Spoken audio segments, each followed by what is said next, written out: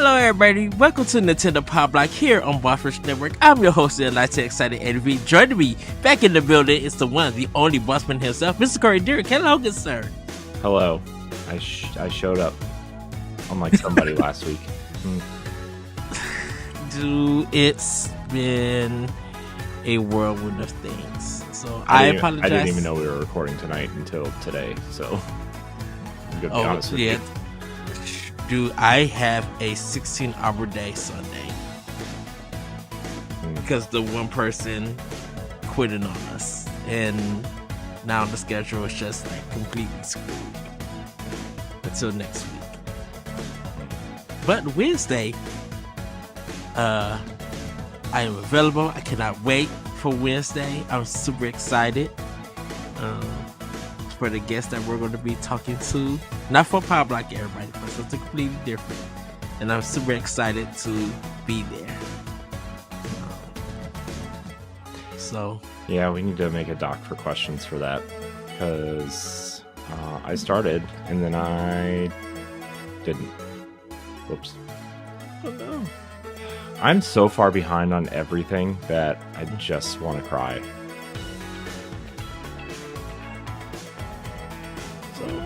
Not gonna lie to you. It's fine. I'm always behind. It's just the story of my life. Oh goodness, why did that Green Day song come into my mind? I don't know. I hope it's the time of your life. That every place that I worked at in retail, that song always plays. Like this must be like a shopping song or something. Elevator song. Don't know how, but it is. And everything. I had to just. I cannot believe what Nintendo was doing with all of these announcements. It's a discussion me and Josh have, and then you guys were talking about it on Pow Block, and it's just like, Nintendo, what is going on? You announced your backwards compatibility, which is awesome, with NSO. You announced 2 N64 games for Return Plus, Alarmo, Xenoblade Chronicles X coming to Switch, and it's just like, it's almost like the Wii U was a good console. Yes. Oh no. Shocker. People like the Wii U now that it's not Wii U. I hate people, man. Everybody sucks. Just kidding. But seriously, the Wii U was great. Yes. Mine's still hooked up. It's still right there. Hooked up. Yes. Ready to play Zelda. Never, because I don't get to play anything ever anymore. But I like to pretend that I'm going to someday. Oh man, Ed, I'm having a really hard time today. I'm not gonna lie to you. Oh, it's okay. Was it raining today in your area, or No. like windy? No. Oh, okay. Yeah, it's kind of been like raining and windy here in Illinois. Cool. The weather. That's how much Nintendo news is there today. Well, all the Nintendo news like literally dropped last week, so it's just it's so bonkers to just everything. Like once Xenoblade 3, once the trailer dropped, and then once they announced backwards compatible, like I had to like hit you up, because it's just like the things that we asked for and was hoping to happen, they happen, but yet we still don't have a system. Because now, and if you think about it, we got about 3 first-party games for 2025 that we know about. Well, let's see. There's Donkey Kong, there's Xenoblade, there's Metroid, and is then Professor Layton Nintendo in Factory level 5. Level 5. I don't know exactly, to be honest. I don't know who owns that. I think Nintendo's probably at the very least funding it and probably Okay. publishing it. I don't know if they own it. Because I think there was on mobile too. Yeah. After Well, the one with the Cottrell or was Control. it right? Yeah. That's her name, I wish right? they. I wish they make. Yeah, I wish they make a second game to that one because that one was that first one was really really good.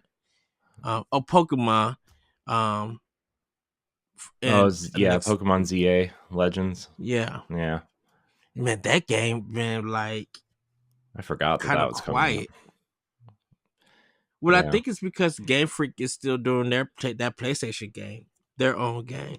So I wonder if because they're making that, um, are they splitting the development time or the team for it? I don't know. I I don't know.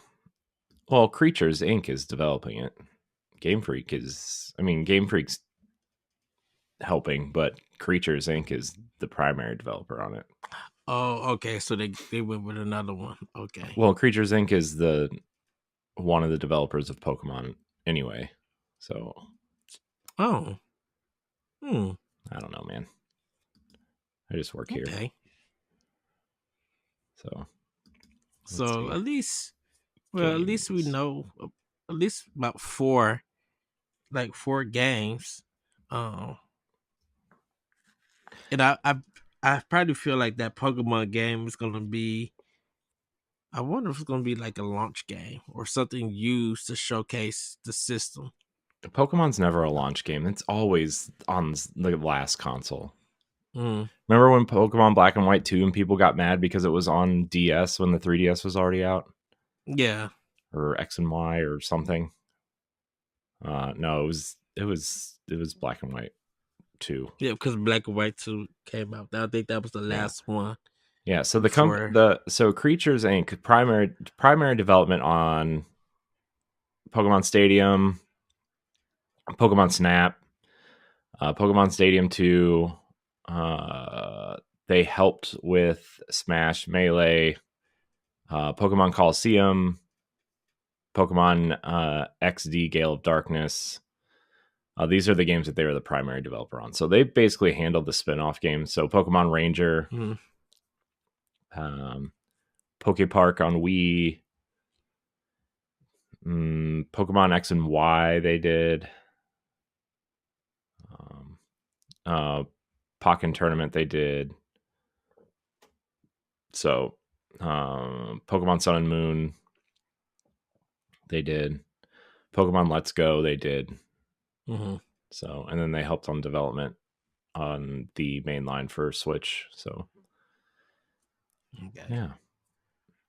They also did character modeling for the canceled N64 Mother 3 game, in case anybody out there, the 3 people who care about Mother 3 that, and then the thousands of people that pretend to care about Mother 3.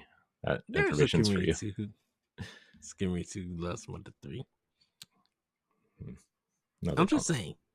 No, they don't. There's a They're all community. lying. Yeah.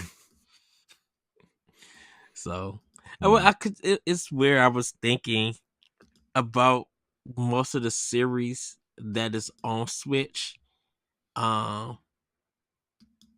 Xenoblade is the complete series. Most of Zelda, Metroid, the main 5 games are on the system. Besides Prime 2 and 3, I like the side games, but like the Metroid 1 to 5 is literally on Switch. Most of the Mario games is on Switch. I was just like, man, they like Switch got a lot of the first party Nintendo stuff on it. Like besides like Fire Emblem was the only one that I really have. Fire Emblem and Animal Crossing, I should say, don't really have everything on the Switch yet, which is surprising. But like all the Pikmin is on Switch. Mm-hmm. Yeah, I think over the course of the next I don't know, 5 years, I think you're going to see a lot of Nintendo's library from GameCube on, which we've Mm-hmm. talked about already extensively at some point. But like, you know, to fill gaps, they're going to HDify their GameCube and Wii games, and you know, port over probably some DS and 3DS games you're going to start seeing. Um, and this is where the, you know, forwards backwards compatibility thing comes in, which we'll talk about in a little bit. But like, you know, a lot of those ports will probably be Switch games, or they'll play on Switch, right? Mm-hmm. And they'll just run better on the new console, is my assumption. Uh, Yeah. so that, you know, that I think that's what you're going to see the Switch, you know, kind of become the 3DS, right? I mean, the 3DS was full of remakes of DS and Game Boy games, and Mm-hmm. I mean, we even got some Wii games on there, right? Like Yoshi and Poochie's Woolly World was on the 3DS, and Kirby's Epic Yarn, whatever, Super Duper Epic Yarn, or whatever it was called, Extra Epic or something. Mm-hmm. Um, you know, and then, you know, obviously Samus Returns and the Mario and Luigi games and stuff. There was a ton of ports on the 3DS at the end, and I think you're going to see that on the Switch, or yeah, on the Switch moving. I mean, we were already seeing that, right? But I Yeah. think you're going to be seeing it a lot more. So Because I was just like, man, out of with the popularity of Fire Emblem, like I'm shocked that like even Fire Emblem Awakening didn't get like a Switch release or anything. I think you're going to see. I think you'll see like a Fates collection come at some point. Mm-hmm. I bet I almost wonder if that's going to be the next Switch port, would be like a Fates collection, you know, where they're all That in would be. one thing, like the collector's edition of the 3DS, because that's the only way. Like, to if you didn't play it then, and Mm-hmm. now the 3DS is offline, like you can't play you can't play the third path at all unless you have the collector's edition now. So like, you know, I mean, my 3DS, I downloaded it, right? And if you Yeah. bought it, you can still download it, but like you can't access that DLC anymore. And that third path was like the harmonizing kind of path, right? So I don't know. I think you'll see Fates before the other ones at this point. I mean, it's probably out. I say it's probably like one of the popular ones that Mm-hmm. like really sold, even though it was like the two game thing, which I guess, well, yeah, Pokemon what's the last it's the last one to still do like the double pack two games kind of thing. um i Mm-hmm. don't think there's I don't think there's gonna be anything. I don't know if there's gonna be anything like that going forward for any other game, because I would love a Fates collection Yeah. for it. Yeah. We'll get one. I think. I think we'll get. I think we're gonna. I think you're gonna start seeing a lot of these 3DS games start popping over. To be honest, Hmm. especially with like you see how well, you know, Castlevania Dominus Collection is doing. Oh You know, yeah. and obviously Nintendo knows how to do it with Luigi's Mansion 2 and you know, a couple other games, right? Like there are DS games already, you just don't realize it. And I think you're gonna start seeing them move over, and we'll talk about that soon, because when we asked for questions tonight, people really want us to talk about the Wii U tonight. I'm like, oh, okay. That's not. I mean, that's we not a sarcastic remark at them, but it's like, now people are interested in the Wii U. Not when we I was started like, this podcast. I was about to say that too. I was just like, everybody, we got like about 2-3 seasons worth of episodes, like 200 some episodes about Wii U. Oh, man, good times. Okay, Um, yeah. Hello. that's good. Hi. Well, Corey, how about we get into this housekeeping? Housekeeping? Yes, Why? I'm just because kidding. it's part of the show. Well, I'm waiting And on you you. want If you want to Bleh. support it, I can't with you. I know. If you want to support Nintendo Pow Block and our other podcasts, you can go to our Patreon at patreon.com/Boss Network. Subscribe to tiers on our Patreon can grant you perks like the new exclusive pre and post shows, voting rights for Spoilercast and Video Game Book Club, exclusive question threads for Spotlight Podcasts, early access to After Dark, and more. As always, though, your viewership and listenership is enough for us. Subscribe to the Boss Rush Network on YouTube and like this video. If you listen on Apple Podcasts or Spotify, or even if you don't, leave us a rating and a nice review on those platforms. You can find all of our banters, features, listicles, reviews, and more on our website, bossrush.net. And I just want to say, everybody, that my Never review is still up, so you guys could go read that. Um, yeah, and in case if you guys are playing Life is Strange Double Exposure, if you check our Talk the Walk episodes, we have all three games, or not all three games, but yeah, we have all three games of Life is Strange, the past ones up there, so you guys could go watch those episodes, for it. So yeah, Nice. because I know people are playing Double Exposure, and some people are finishing. They said they really enjoyed that game. Yeah. Oh, good. I hope people are enjoying it. Yes. Anything for you, Corey? No, there's nothing new for me. Okay.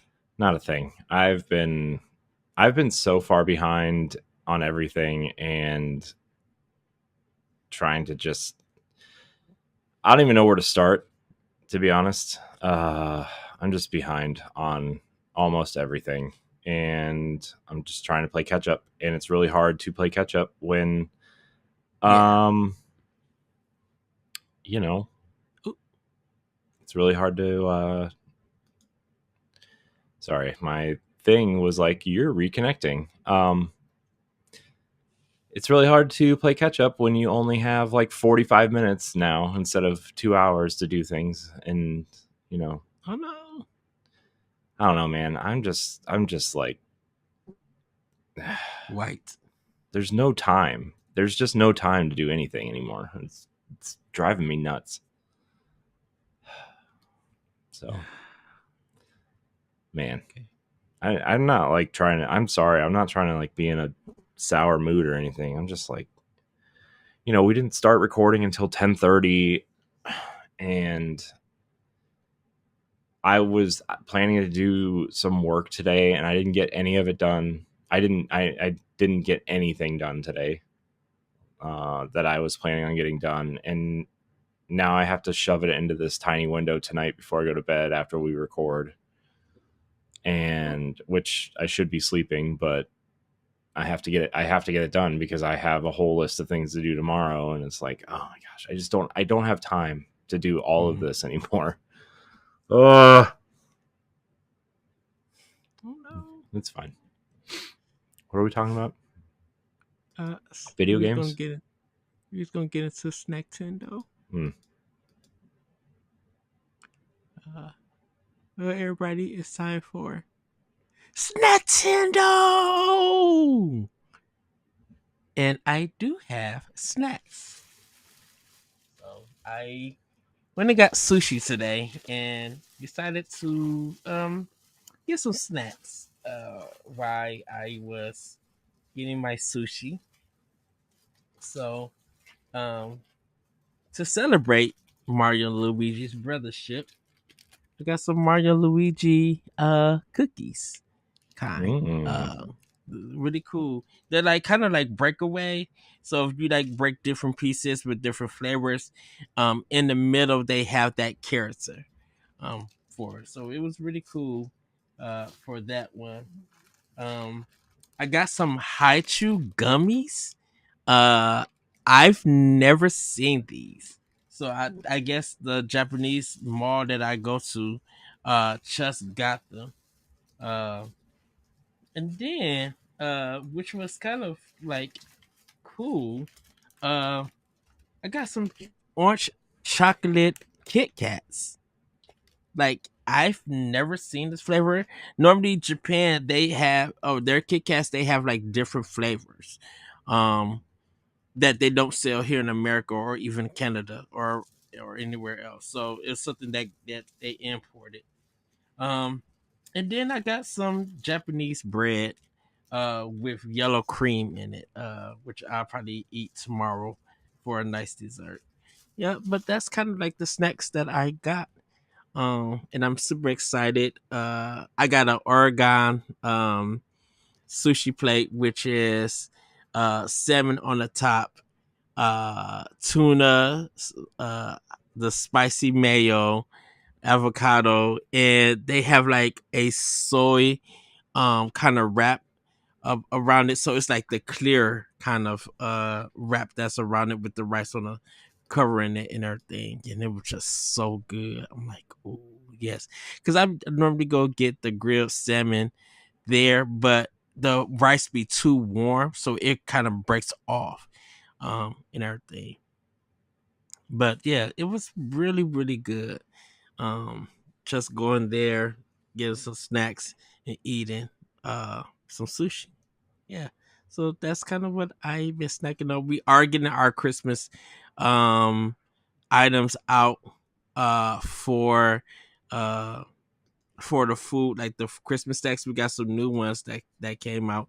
So I'm just waiting to see what all our new ones is at. And then I'm going to pick them up and give them a try. Uh Mm, but yeah, that's what I've been snacking on. And I had a nice. Burger King chicken sandwich that I haven't had in a long time. Mm, Pretty good. nice. Uh, nothing really on my end. I mean, we had some pizza tonight, but nothing like exciting to talk about. So sorry. Um, yeah, I don't know. It's again, it's just been a weird. It's been a I don't know, man. Weird There's something week. off. There's something off with me. I don't know. I just have this weird feeling. So Okay. Well, it's okay how though. about how about we get into playing with power? So I think we're gonna save Brothership for last. Well, I Um, didn't play it, so I hope you have something to talk about. I haven't I played any do. games all week, so section's all you. I do. Um, so played a little bit more Metaphor with Fantasio. Um, it's getting okay. It's getting a little bit better. Um, but been like diving really into Dragon Age Veilguard, and oh man, I like I said, this is a good look for BioWare. Um, they actually know how to work the Frostbite engine, and I have now like really big hopes for Mass Effect, the next one. Uh, if they could keep this, I mean, if they could keep this up, and Mass Effect plays this well and plays this good, it's going to be a big hit. So loving Velgar. I finally got all my characters because you get like 7 teammates and then it's you to make 8. But it's like a team of 3, so it's you and 2 other components. Where Dragon Age Inquisition it was 4 characters that you could choose. Um Getting your weapons and getting your armor is very easy to do because like Dragon Age Inquisition was very confusing. I don't even know how you can have like the best armor even when you're custom making it. uh so but yeah, Vilgar is really up there getting up there for my Game of the Year nomination. I hope they For don't. I hope they don't close Bioware I really hope so too. because um I heard the game has not sold well at all, which is you know not great. Even though the game's mhm. getting relatively good reviews and I don't know, And but people been it's the same with games like Alan Wake 2 though, right? I mean, that game still hasn't made its money back and it's been out for over a year. So, yeah. I mean, I mean, they're fully funded because Epic funded them, but like what it cost to make that game, they have not made that money back yet, which is It crazy because the budget was only like 40 or 50 million dollars. it's so surprising that because even Astrobot only did like 1.5 million, and people are complaining about that not being good numbers in sales, a good sales number. Um, I and mean, it just it's feels like, but so I'm like, so what is it? I'm like, what is it about AAA games, big budget games, being on Xbox and PlayStation, even PC, being multi-platinum or their own first party? Why are they not? Why are they not celebrated when they sell past 1 million? Is it because of their budget and then I'm not making the money? because their budgets are like $200 million, and if you sell a game at $70 and you only sell a Mhm. million units, that's $70 million, and you are still $130 under budget, and that's not including marketing. So they need to sell 5 to 10 million to make it right, and Mhm. that's if it's not a licensed game, right? I mean, you look at Star Wars Right. and Spider-Man, like those games owe Disney money, so like you have to sell probably double that to make your money back. And then So I here, mean, that's why smaller experiences and indies are doing better, because they don't have to. I mean, they're not spending the budget.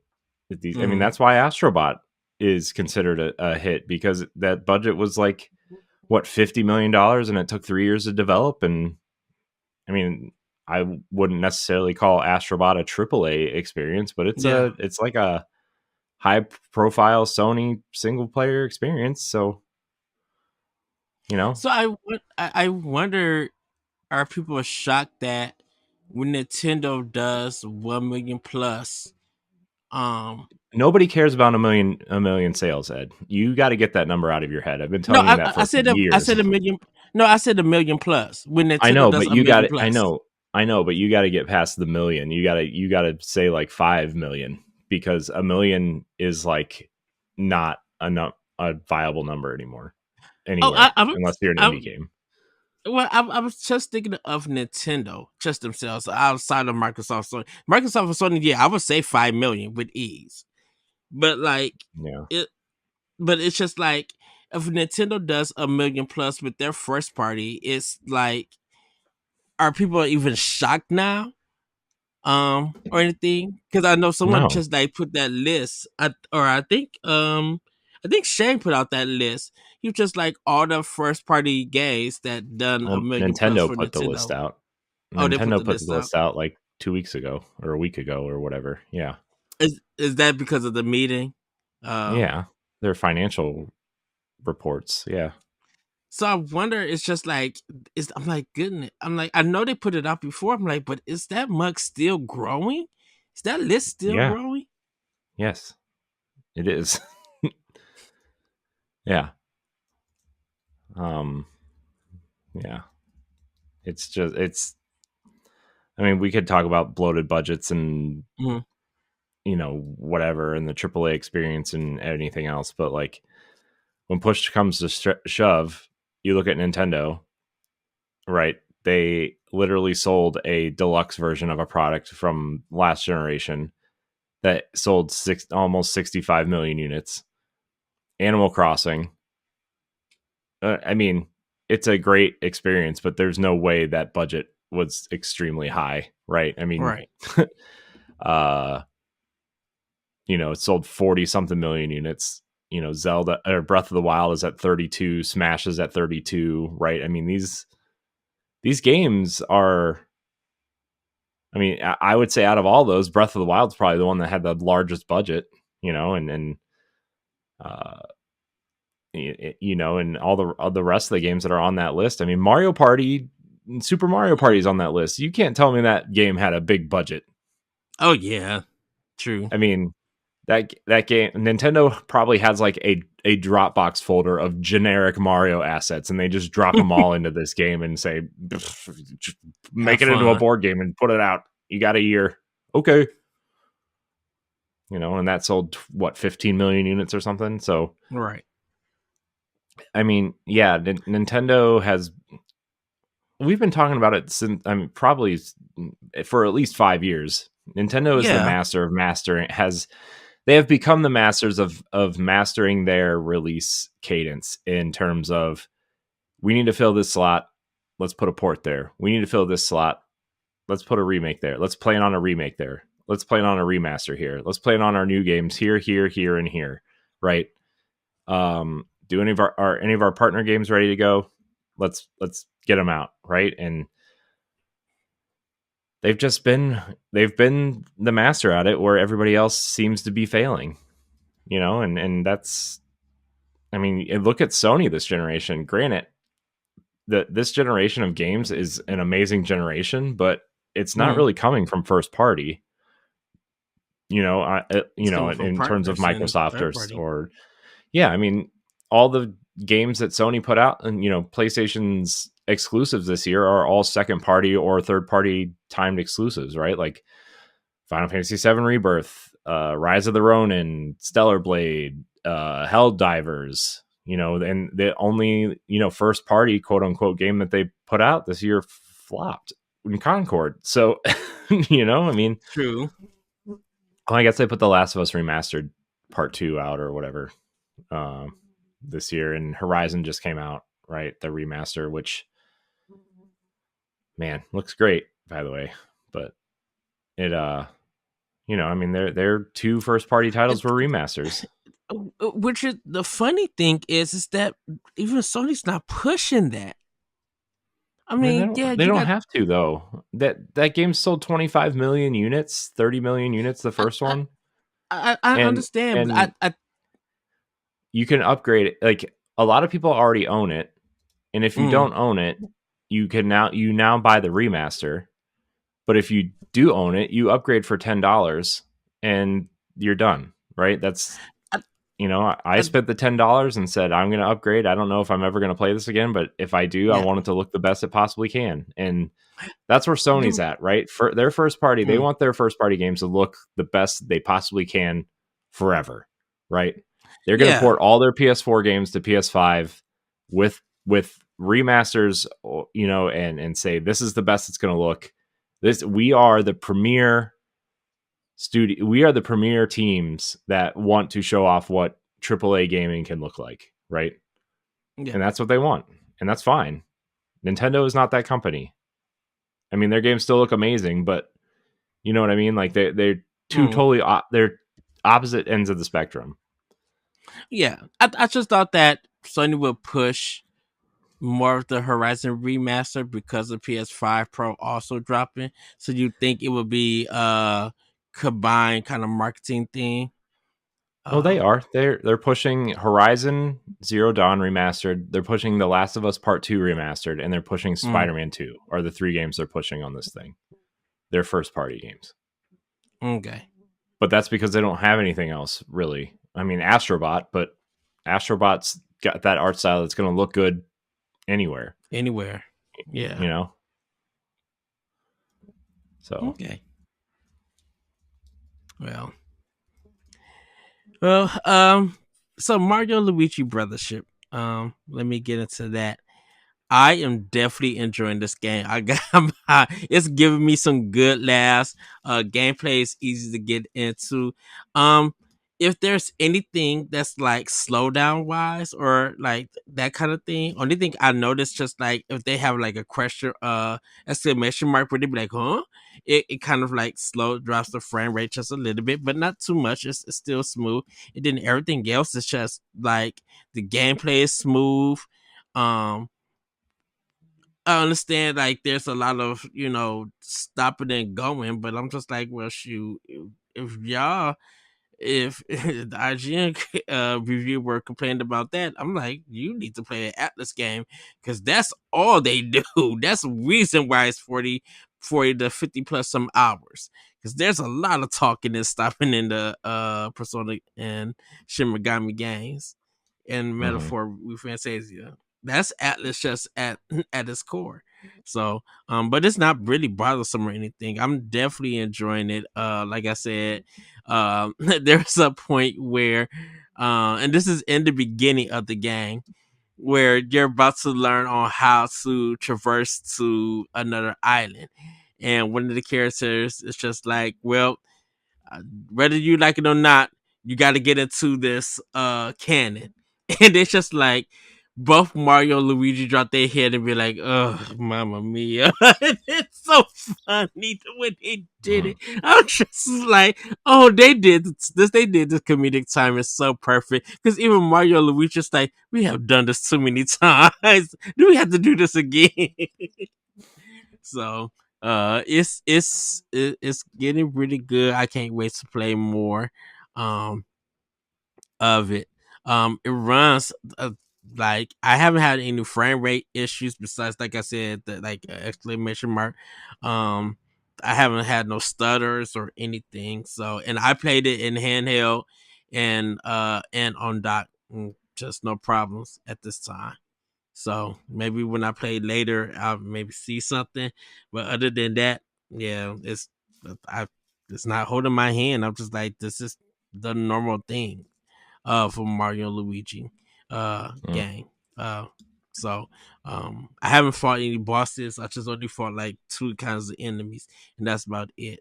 Um and so it looks like it's a really charming game, and I get it if it I feel like it's going to be kind of easy, kind of medium. And like I said, I think they were just like, with this cartoon art style, and the way that this game plays and stuff, even though we want adults to play it, we really want everyone to play it. It really has a childlike mentality, and childlike feel. Kind of also like echoes of wisdom that it has, it's catering to younger kids who maybe are interested in playing these games and maybe need some challenge, but still nothing too hard, just to ease them in. Like for Mhm. adults, it's going to be easier to get into, easier to play and stuff because we understand the mechanics. But for some younger kids, they may not understand like role playing mechanics like that. So it may take them a while. So we want to make it easier for them to learn. Um, for it. Yeah. I mean, So plus, I mean, these no I'm not trying to like put these games down or anything. But they've always been mhm. on the easier side. These games have always been easy, right? I mean, since Yeah. I would say since Super Mario RPG, these games have been relatively easy. Um, so yeah, I don't disagree with you there. Yeah. I Um, think the E for everyone. There's probably a discussion that or something I'll probably end up writing as a boss rush banner, because I think as adults we don't understand what that actually means. Um, I think for adults we don't think about younger players playing games like this who are not just into Fortnite and stuff like that. yeah, So I've been the the one thing I've been thinking about writing for a long time is the being in this space has ruined video games for me. And that's not necessarily true, but it's from a sense of like, man, I can't just sit down and enjoy a game. I have to know what's coming next. I have to know what everybody's saying about this. I have to buy the mhm. latest thing, even though if I know I'm probably not going to play it right away. I need to, you know the reviews. I can't just sit down and like, oh, this is going to have to be a piece of content at some point, or I can't just sit down and play a game and enjoy it no matter how new or old it is, you Yeah, know. And that would be the perspective I would write it from, but I'm so far behind on everything else. I don't know if that's even going to happen ever, but I think that's an interesting premise or an interesting, kind of be angle. like up to being up to date and informed, like being on top of it, gaming. Yeah, it's just man, I envy people who don't, have to be that way. True. Man. I think I think that's why for gamers who are not content creators and things like that, that they could go in and enjoy anything that they play and show it off and be able to talk about it. Even if they don't like it, they could give a opinion, give a fair opinion and a fair criticism on why they did or didn't like it and stuff, and not have to worry what anybody else has to say about it. Yeah. So, but yeah, that's what I definitely been playing. I did buy the Castlevania DLC for Vampire Survivor.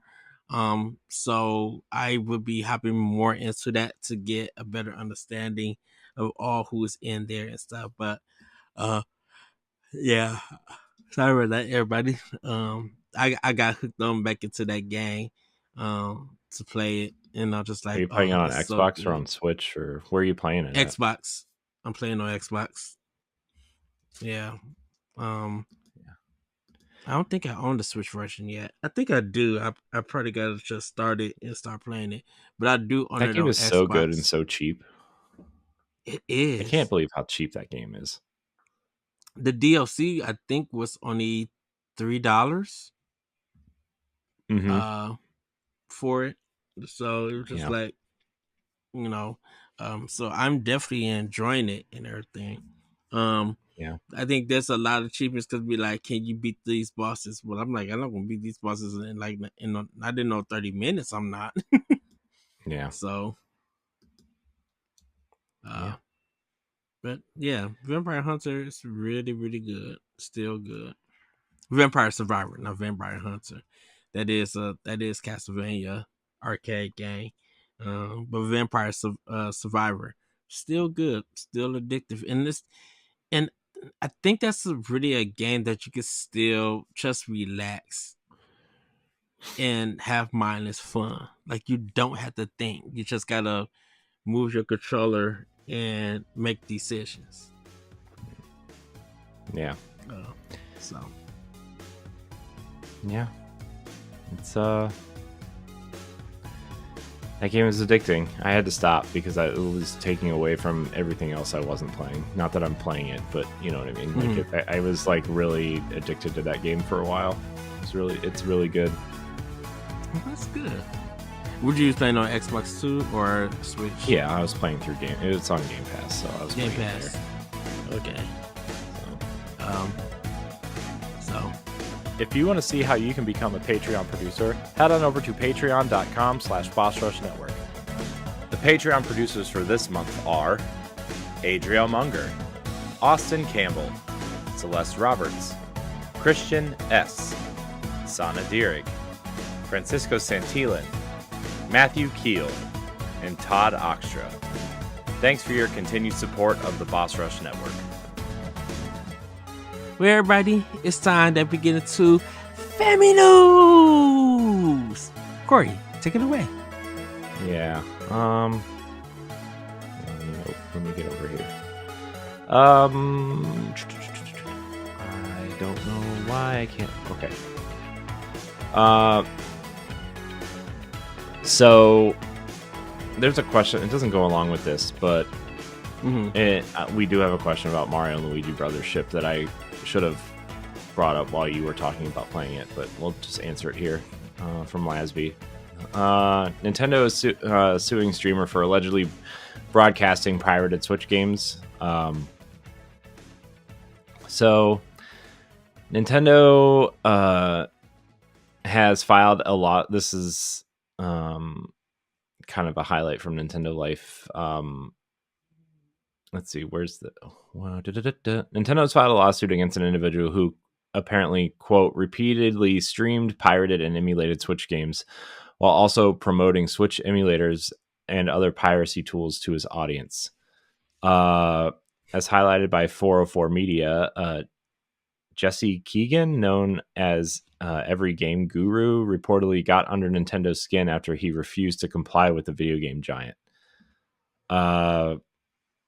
The most recent example was last month when Keegan supposedly streamed Mario and Luigi Brothership on YouTube and other platforms.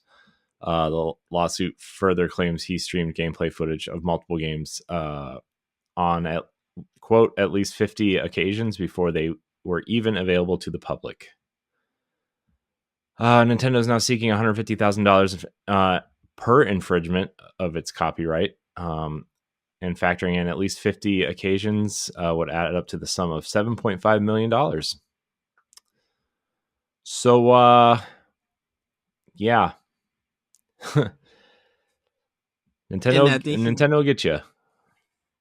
I think he sent a letter to them saying that he was doing this and that they can't do nothing about it or something like that.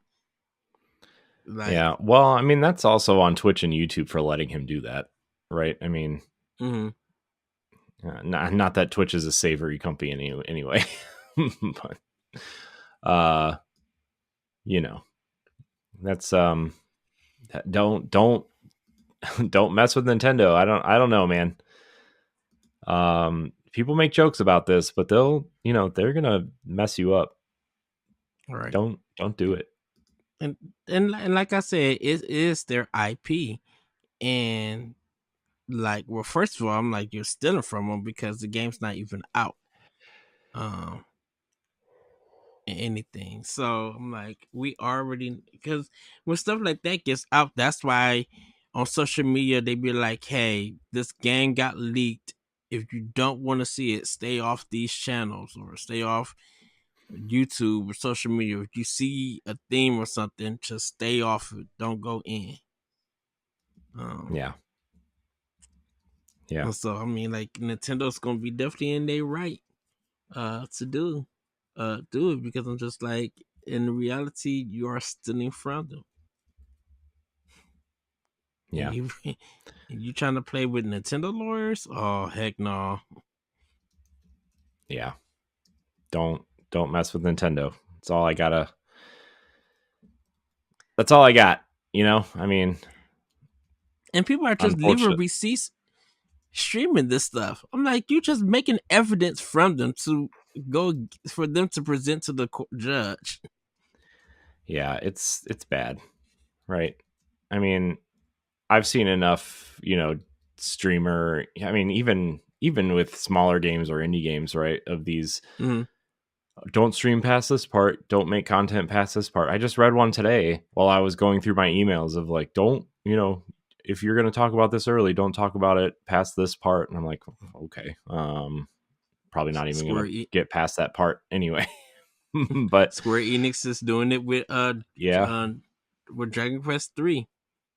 Yes, they are. That one is a fun read if you haven't read it already. Oh, I didn't. If you didn't get that email, Ed, if you didn't get that email, Ed, I'll show it to you. Oh, yeah, I didn't. Oh man, it's a fun read, but the Monster Hunter one, even for the alpha test, and the Destiny Rising one for the alpha test was really interesting. Although the alpha test one was public if you got into it, so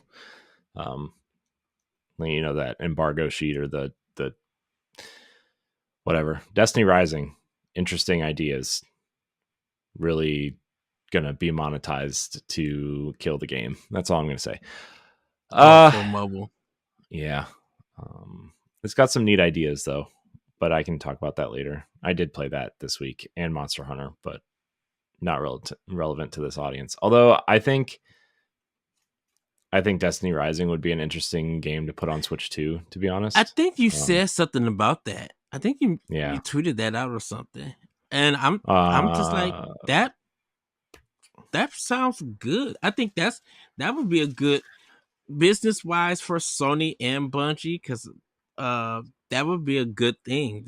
Because it also, like, there are mobile games that are on Switch that, like Star Wars Hunters is the first one that comes to mind, right? Like that game is a mobile game. That is a straight up mobile game that is on Switch. It's not on any other platform. Well, I guess it launched on other platforms recently, but yeah, like it was on Switch and mobile for like 6 months by itself, and it's like, oh, well, and there's a couple other mobile games I saw that were on there, and it's like, why wouldn't you? I mean, it's not. I think the Switch is the perfect platform for it if you're going to port it to consoles, because it's not going to eat into your current Destiny fan base, because Destiny 2 is not on Switch, Yeah. it gets new people into the franchise, and there's a lot of people that own the console already or are excited for the new console, And and that's just going to I give you a new audience to play. and I don't know if it's free to play, right? hmm And people are going to want to use controller for it because it's a shooter. So, anyways, Yeah. I mean, we that's could talk about that later, to I guess. I mean, for uh, Sony, I'm like, if that brings in good money for them, I think people, I think definitely the downloads they would keep track of. Sony would be like, let's see how good this would do download wise on Switch. mhm, yeah. So, anyways, Mario and Luigi Brothership. Um, don't stream games early. We do have a question about Mario and Luigi Brothership. I'll just ask it here, or I'll read it here, because we're already talking about the game. Mm-hmm. David Lasby, our pal, our buddy, Editor chief. yeah, wrote in. What's with IGN's Brothership review? Is it another Alien Isolation situation? Um, I didn't read IGN's review. I just heard the person who reviewed it didn't give it a good score. Give it a 5. Yeah. My opinion is, if you're interested in the game and you like this series, play it for yourself. I mean, look at Alien Isolation, right? I mean, Mm-hmm. I know Ryan McCaffrey didn't really care for it when it launched, and that was his opinion at the time, and that's fine. There are quote unquote bad games that I like and quote unquote good games that I don't like, So everybody has their own opinion. This Right. was this person's opinion, and it's fine. Whatever. I I I I think don't they're really I don't remember the last time I right. read an IGN review, to be honest with you. So, I uh, I I I I definitely like listen to their reviews. I don't really read them or anything. Um, but I think there's there's supposed to be a balance of good critique and bad critique, and the good critique is just like the stuff that you know the things that really work well in a particular game. Um, that works well in other games. That's kind of a good critique, but um from what it seems with this IGN one, it just seems that the reviewer was nitpicking a lot of stuff about this game. And it kind of feels like it's two different games that different reviewers are playing. So if you read like Nintendo Life, they gave it a 9 and it breaks down. Even when there's problems in it, they break it down. But this one, mhm, it kind of feels like there's so much negative connotation to it that the things that do work well, okay, he probably gave credit for, but there's so much that you cannot overlook that makes it a bad game or makes it an average game. um and my feeling is that, well, if you're going to critique it on this level, there are other games that do the same thing. A lot of people just like, well, what about the hand holding? I'm just like, have you not played the Persona game? Once again, Metaphor with Fantasio holds your hand so much that you could barely do anything. But I'm like, that's a game that's getting 9s and 8s and nominated Game of the Year and everything. And I'm sorry if it feels like I'm picking on it, but I'm like, when you look at games and that kind of behavior, when you accept that behavior from another game, why is it not accepted in a different one? So I think for with Mario and Luigi, I think the reviewer was just really nitpicking and didn't give it a fair chance. Now, it is his opinion. It's his personal opinion, and it's good to read articles like that so you can be well informed. If you don't like that reviewer's opinion about the game, then ignore it and go and play the game for yourself if you're up to it, or read reviews that you feel like does a game justice. and everything. Because the thing about it is that yeah, there was he got pressed because of what he said. You know, him being kind of funny, and his getting his stuff getting a retweet on different social media. It's just like you're that he's I know what people are doing, trying to make sure that they get responsible in whatever way that they want to be responsible, but you're spreading his message more when you're doing that, in a sense. So Yeah. I'm like, so it can be a game of five, but then maybe when you see on NPD, oh, Mario Luigi is at 4.5 million sales. That five wouldn't even matter if that sale number is high and people do enjoy it and having a good time with it. Yeah. I mean, my opinion is that mainstream media is becoming less and less important. Not that it's Mm-hmm. not always going to be important, but even it's still, even as of like 10 years ago, it's not as relevant as it was 10 years ago, right? So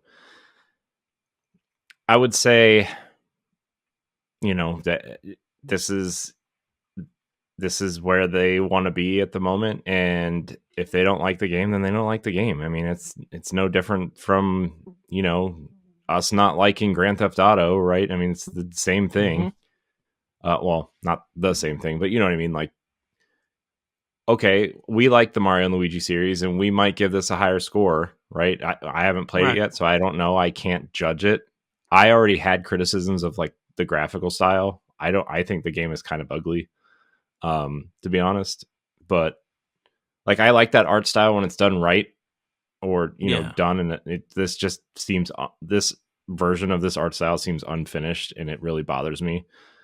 But that's my opinion. I know a lot of people love the way the game looks and love the way the game plays, and you know, great. Just have your own opinion. And I know like $60 is a lot of money to bite the bullet to say to you know play it on your own and see if you like it. But like, that's something, that's a decision you're gonna have to make too. Is it worth your time? And there are plenty of other critics out there who like the game. I think it's sitting at Yeah. like high 70s on Metacritic, which is fine. That's I think so. what a Yeah. normal kind of non-tentpole Nintendo game kind of sits at, like Kirby's and Yoshi's and those type of games, right? They kind of sit in that high 70s, low 80s range. Doesn't mean it's a bad game. It just Right. depends on if you want to try it or not. Right. And So, yeah, and depending on if you get the game or not, or some way of playing it in a legal sense, mhm. um, you're gonna probably get some enjoyment out of it. You know, Yeah. look, uh, um, Alan Wake 2, like you said, Corey, that game got just way reviews. Um, People like love that game and stuff, and it barely sold anything. Yeah. I mean, like we said earlier, and like, this is this is off of a podcast that I listened to Friday afternoon. Alan Wake has not made its money back as of November, what's 8th. Well, I guess this podcast was recorded on Thursday, so the 7th has Mm, not made its money back. So like, it there are bad games that sell amazingly well, and there are good games that don't sell. That's just, there are too many games out, and there are too many right. games vying for people. This is the same predicament that Ubisoft is in, right? Is like, there are too many games out for them to kind of shove their way in and demand your time, right? Because Ubisoft games have become the meme of like, they don't respect your time because they icon vomit all over the map and try to make you spend so much time in their game. And we're at a point where people want short single player experiences, and then they want that multiplayer experience that they can latch onto for years, right? Like Fortnite, Yeah. Destiny, Apex, some of the, whatever the other ones are that are out there, right? Like, this is where we're at. This is where the gaming space is. And now the wind is blowing to where the cards are starting to tip over, right? And we're going to see where the cards fall. And some of these companies, you know, yeah, okay, so in the short term, I'm going to use Alan Wake again as an example, right? Epic decided to fund Alan Wake 2. Okay, great. Hasn't made its money back, but it's critically acclaimed, right? Right. 505 is publishing Control 2, right? Okay, Right. Control was awesome. That game, it took that game 2.5 years to sell 1 million copies. 2.5 years to sell 1 million copies of Control, right? And it was Even on with 3 the platforms. Ultimate Edition. It was on 3-4 platforms because it ended up coming to Switch in the cloud version too, right? So it, you know, and that game's amazing, right? So even though these games are scoring critically well, you look at the mid and long term, these companies, like if they're going to look for funding, right? And these games aren't making their money back, they're going to have a hard time finding a publisher. And then when they go to publish the game on their own and they don't make their money back, the studio is going to close because they didn't make their money back and they didn't have a publisher to fund them. And that's going to become a real problem very, very, very soon for Remedy. You know, probably before they end up finishing whatever this Remedy connected universe is. They're either gonna close because they can't find a publisher because they want to stay independent, or they're gonna sell and someone's gonna buy them out and take creative control away from Sam Lake, and Sam Lake's gonna leave and start a new company, and the cycle's gonna start over, right? Mm-hmm. Those are your two things. And then when he leaves, he's the face of Remedy. So what's the point of like even keeping them open at that point? Again, hypothetically, right? There's a lot of great developers there. I'm not trying to put anybody down, but you know, Sam Lake is clearly the face of that company. Yeah. And so like, what do? Do you keep them open and hope for the best? Or do you find these great developers, you know, within the studio and place them other places like they're doing with like Sony's doing with Bungie right now? You know, what do you do? Mm-hmm. Or do you just close the studio and say, well, hands are wiped. We own these IP. We can use them later. We can license them out. We can do whatever. I know Remedy has the Max Payne 1 and 2 remakes in the works, but like, again, critically acclaimed games that didn't sell well, the Max Payne games. That's Remedy's MO, right? I'm sorry. Quantum Break, another great game for Remedy, didn't sell anything, right? You know, I'm sorry. Remedy is the prime example of, I'm afraid for them in the midterm to long term. Ninja Theory too, but yeah, they got bought by Microsoft though, right? Microsoft, so they have, but I'm like, they made Critic, Heavenly Sword, not in Rage, the one that they did with Nelco, the DMC Devil May Cry. You're talking about Odyssey to the West. West, yeah. God, what is it called? Enslave. Thank you. God, I knew. Yeah, those games did so well, and you know, Ninja Theory is masters of doing cinematics and how they use technology, how they get their ideas out there. They are great storytellers and great game designers. Like I said, DMC Devil May Cry is one of the best games that they made.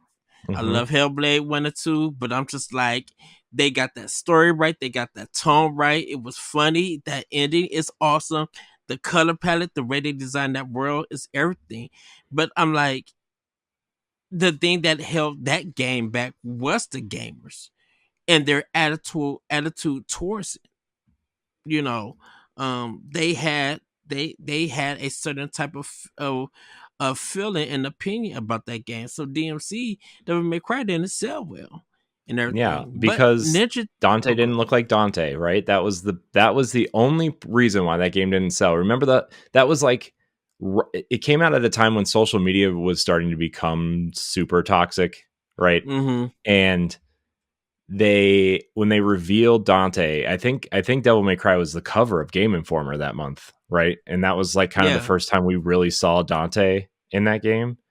And people were freaking out because he didn't look like Dante. He looked like some, you know, pretty boy, kind of grungy, you know, whatever, right? Like some sort of like Matrix Twilight mix of a story character, right? That's I don't even know how else to describe him, but like, and then in the trailer when they tease the game, right?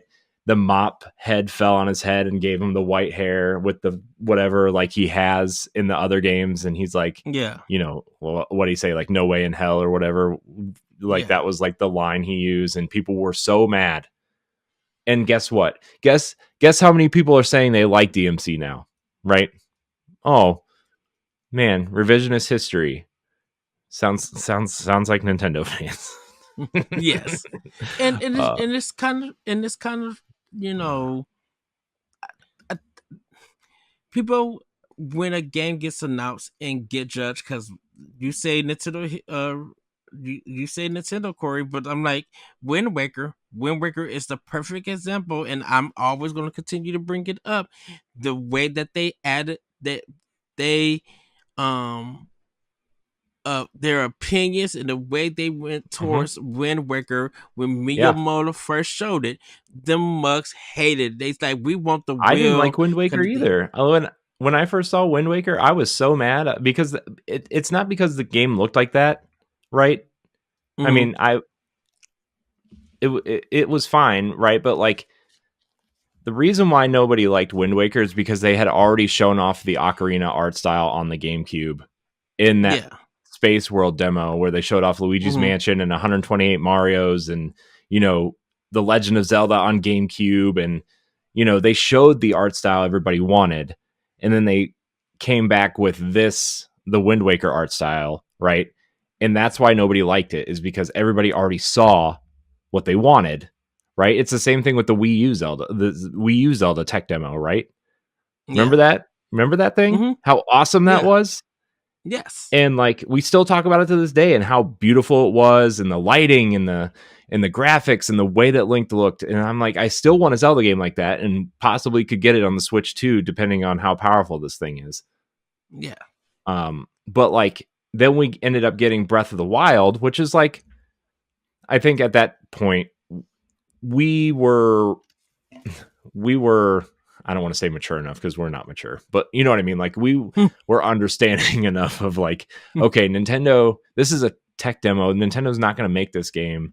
We're going to see what the next Zelda is whenever, right? And then that first trailer for Breath of the Wild was spectacular.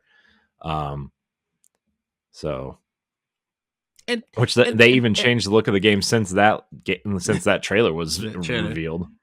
Yeah. And the thing, but Corey, this is the crazy thing about Wind Waker, is that as much hate as it got,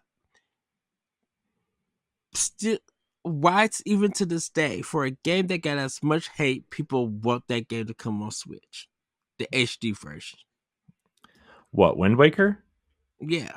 Yeah, well, that's because Zelda's popular now, and you see, I think we're in a different place than we were in 2005 or 3, whenever this game Yeah. came out, right? 2003, Mm-hmm. right? That's when it came out. 2, 3, I think so. 2, Yeah. somewhere in there.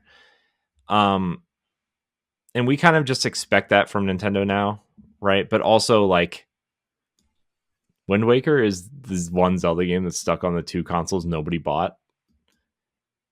I feel like I feel like the people that played Wind Waker and the people who bought those consoles, like the ratio is like 5-1 at this point. Yeah. Like, uh, you know, uh, but I think Wind Waker is a great game. It's I don't know if I don't know if it's in my top 5 or not, but like it's a wonderful game. It's a game that deserves to be on a platform that people own, you know, and Twilight Princess does too. I mean, it was on the Wii, but so early on. Those games just deserve to be on a console that people own. But at this point, I will take I'll take anything at this point. I would say it. I would say people made a choice to own or not own these consoles that they were available. Well, sure, yeah, but I mean, we're going to get into it later because people want us to talk about it, and all of our questions pertain to this issue in our Discord. But we're going to talk about the Wii U later, and guess what? Oh, guess what? People love the Wii U. You know why? Because 6 of the top 10 selling games on the Switch are Wii U ports. Oh, and guess what? Everybody's excited for next year. A Wii U port. Oh man. Sorry, still a little salty about the Wii U. I get it. The gamepad sucks. Okay, I get it. But like, to each their own. No, the gamepad sucks, man. It feels like like a Fisher Price toy that my 3-year-old would play with. To each their own. That's all I'm saying. Also, the Pro Controller, who puts both of the sticks at the top? Okay, I'm throwing these are little gripes, okay, but like the games were awesome, right? The games were amazing, so amazing, in fact, that. Guess which 2D Mario game made the top 10? Not Super Mario Brothers Wonder, the Wii U game. Mm-hmm. Which Mario game is in the top 10? Oh, 3D World? Okay, cool. Guess what? Wii U game. Zelda? Wii U game. Mario Kart 8, the best-selling game on the console? Wii U game. Just throwing it out there. Sorry, I'm a little salty. I mean, that's why the Dreamcast. Get me all worked up, Ed. Get me all worked up. I was tired, and I was tired and a little groggy, and now I'm just angry and. Well, let's move on to the next story. Fine. So this is still Mario and Luigi related. Apparently people are mad at the battle button tweaks. I don't know what this means. I haven't played it yet, but let's see. Let's see. Mario and Luigi Brothership is out, and people seem to be impressed with the nautical adventure. People swiftly learned after taking a glance on social medias this morning. Looking past the new visuals, the delight, a full weirdness and kooky characters, more than a handful of people seem to be taking issues with the game's bro-specific button battles, namely how Luigi's press B to attack isn't as straightforward as it always has been. The series normally sees Mario controlled with A and Luigi with B. You navigate Mario's battle menu with one button and Luigi's with the other. Simple, right? The same system is still present and correct in Brothership, apart from one notable change. You now select Luigi's attacks with A before carrying them out with B. Oh, okay. A to select the thing. Okay. Mm-hmm. Fine. I don't know. I think people just need to get over it and play the game. It became a story because people on Twitter even though X was complaining about it. Even though on the Boss Rush podcast that people will hear this week, my whole issue with Monster Hunter Wilds Alpha was that it doesn't control like a normal action game. So who am I to talk about controls? I know Laurent was probably just like, what? I know Laurent was I think Laurent was just being nice. And then he probably tuned out because I was talking about Monster Hunter in a way that normal Monster Hunter people don't talk about it. So he was probably like, shut up. I had to talk to him about WoW. I didn't get to play the alpha because I was playing other stuff. But I am excited for that game. Yeah, it was cool. If they let me map the controls, there's going to be a lot of... I will be playing that game a lot. But also, like, if they don't fix the controls, I will probably not play it. Or if they don't let me map the buttons, I will probably not play it. That's my stance on it at the moment. It's like a game I really, really, really want to love, and I Mm-hmm. just don't because of the controls. I don't want to play it. And that's it, because I think the game is beautiful. I think the character creator, I mean, Monster Hunter has always had the best character creator.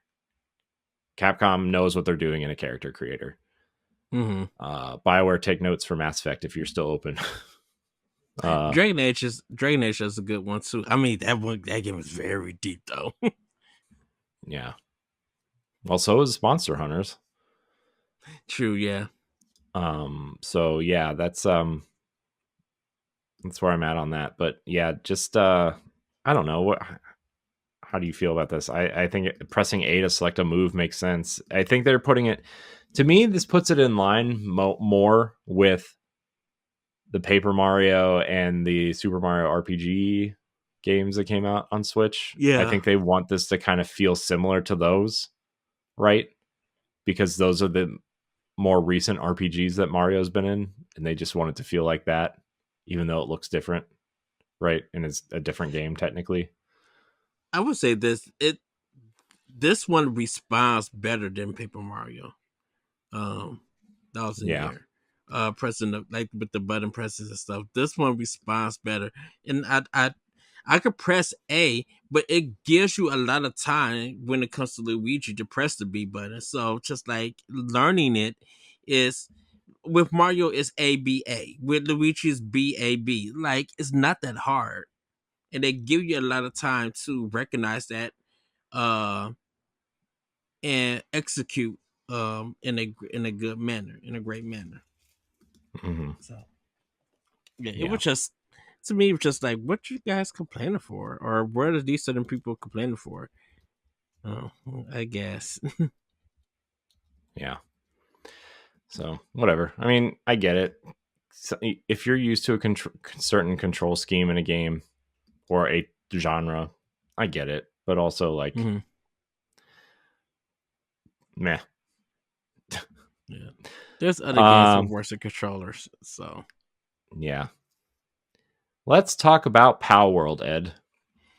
oh yes. Um, the Power World developer has detailed their patent infringement against Nintendo, or Nintendo's patent infringement case against them, I should say. Pocket Pair, report and patent infringement lawsuit. This was in a new post on the Pocket Pair website titled "Report and Patent Infringement Lawsuit." The studio reveals that Nintendo's claim pertains to 3 specific patents. They are numbered, all of which were applied for between February and July of 2024. While technically filed after Power World's release, the patents are each linked to pre-established parent patent from 2021, making them valid in the instance. These are the same patents that analysts assumed may be the crux of Nintendo's case back in September. They each relate to the game mechanics like throwing items to catch creatures and the ability to ride them. Okay. So what? There's a lot of games where you ride animals. Yeah. Pocket Pair claims that Nintendo and the Pokemon Company are seeking an injunction against the game in compensation for a portion of the damages incurred between the dates of registration of the patents and the dates filing the lawsuit. According to the studio's post, the compensation is a payment of 5 million yen, around 25 or around 33,000 US dollars to both Nintendo and the Pokemon Company, and with additional late payment damages for each. We will continue to assert our position in the case, though, through future legal proceedings, says Pocket Pair. So it's interesting. Little petty by Nintendo. It really feels like a little bit. Yeah. But also, this feels like they're going to settle out of court, because the court is going to be more expensive than these damages, and I'm sure there will be some sort of settlement. Also, I think it's worth noting that these are patents filed in Japan, which is why the game is not available in Japan, Right. and other certain Asian territories. So yeah, I think we probably won't get anything until like next year. yeah, A verdict to next year. yeah. Our last story is that Amazon appears to be selling Nintendo first-party games again. If you don't remember, they stopped selling Nintendo first-party games. They were canceling pre-orders and stuff like that, and then you could only buy them through like third-party places on Amazon. And it seems like that's over. Zelda is available. Certain other titles are available. Although I did not see stuff like Donkey Kong, which is available at Best Buy, or Xenoblade, which is available at Best Buy.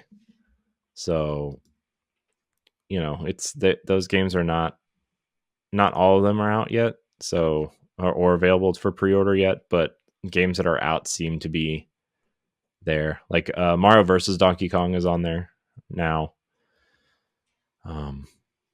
So you can get those now, I guess. But I don't know. I thought that Amazon was selling the games afterwards, but it must just be from third-party sellers. The question I had is, I didn't even know that this was happening. I'm like, when did this happen? It happened when people started noticing it when Luigi's Mansion came out. Wait, which came out first, Luigi's Mansion or Paper Mario? Whichever one came out first, people started noticing that. Luigi's Mansion 3 or 2? 2. Then Paper Mario was out by then, before Luigi's Mansion 2. Okay, well, it started happening with Paper Mario then. People were getting their pre-orders canceled on Amazon. And so that's when it started. So, but I guess we'll see. We'll find out. Amazon probably wants to make nice with Nintendo to get the new console on their site, for pre-orders and stuff, So, and there was just never a reason why there was that freeze. Yeah. So that's that, I guess. But that's kind of all the news, I guess. We could talk about financials if you want, but there's nothing really. Switch has sold 146.5 million units, so closing in on that PS2 gap. Little slower than I expected, but they got a holiday to go through still, so yeah. I guess we'll find out. Plus, I mean, they haven't had a major price drop, and when that next console comes out and the Switch Lite goes on sale for $99, right? That thing's gonna fly off shelves. I would get another one. Because I think like the Black Friday Switch is out. Yeah, I think that's the Mario Kart bundle. Yeah. Good times. Good times. All right, Ed. So our topic of this show, people want us to talk about the Wii U. So there were 2 banters written this year, I think, on the website. Well, one was like last week. Where did that go? Where's this? I gotta fix this Discord server, man. I'm just gonna make a Pow Block server, or not a server, but like a category on Discord, where it's all gonna just be Nintendo talk, whatever. One was written by Josh Martinez. It's time to admit the Wii U wasn't that bad. And Mary Helen wrote one. Did the flop of the Wii U cause a delay in Nintendo IP releases? Which that one we kind of already covered on the show at one point, because Mario Odyssey was supposed to be a Wii U game at one point. It was being developed for the Wii U, and then they pushed it. Um, but I definitely want to talk about the Wii U, because, and you could argue that the two best games on the console aren't even on the console yet. The two Zelda games. So, well, two of the best, I guess. The best one is it launched with the Switch, so whatever. Breath of the Wild, technically a Wii U game. Everybody, remember that your favorite That Switch is game is a true. Wii U game. That is true. Oh man. So I don't really know where to start with this. I guess, like, Well, the Wii I U will was. say, I will say this before you go, Corey. We did do a time capsule, everybody, for the Wii U. We did, And we kind of like discussed like the history like of the Wii U. I think um it wasn't a bad system. I think it was the idea of gaming during that time. Um, because don't forget around that time, like PS 360 was about to go to Xbox One. it PS3 was launched at a about to go weird to, time. yeah, It and really the, launched at a weird time. and don't forget, like, we was still selling. That Just Dance games were still selling. Um, there was some other like all side projects that were still selling on the Wii. Um, and I know everybody want to blame the messaging for it. I don't know why, but Because it Call was of terrible Duty, messaging. mm, Call It of was Duty, terrible and messaging. I'm just saying, There are okay, still people out there that don't think the Wii U ever actually existed. They think it was an add-on to the Wii. There are still people that think that. So it was terrible messaging. Just like the that new is 3DS was terrible messaging. that's just literally a lack of comprehension on their part. But that I think to I each his think you own. just I think you are just too confident in your own belief in Nintendo, I and everybody, just normal I people. just I think I just know the difference. I'm just saying that's me. I'm gonna let that be. But what I'm saying is that definitely Call of Duty was, and first person shooters and multiplayer shooters were the thing of it. Outside of that, it was Grand Theft Auto. Surprisingly, Skate 3 was kind of the big thing, but it was the idea that if you wanted to do high end graphics of gaming, you was gonna do it definitely on 360, maybe on PS3, depending on which version ran better, but 360 was the leading thing. For a lot of companies, they felt like when Wii U did come out and Nintendo did do the first party like HD graphics and games like that, they feel like that, oh, this is still a kiddie system, so these games are not going to sell. So if we do put it on that system, it's going to be cut content, it's going to be limited release or anything. But they were just like making money was going to be on 360. And they were trying to get that Call of Duty high number sales. um and they felt like Nintendo couldn't deliver that Mhm.